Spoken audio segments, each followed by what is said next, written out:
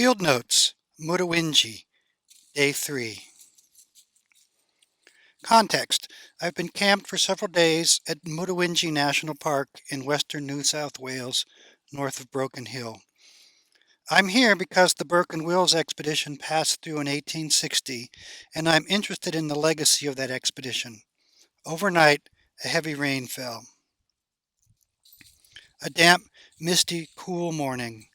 Eucalyptus leaves and fallen bark, thoroughly soaked in rain, emit a potent scent, clean but vaguely musty.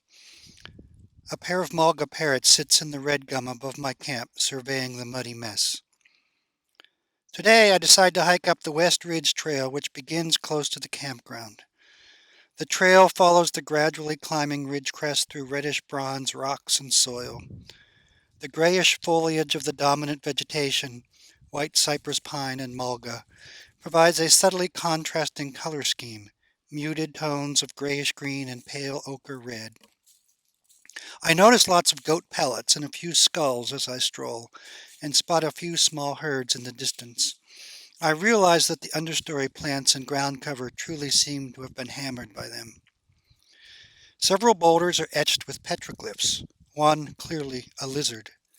They seem to be scattered at random on the sides of boulders and even flat on the ground.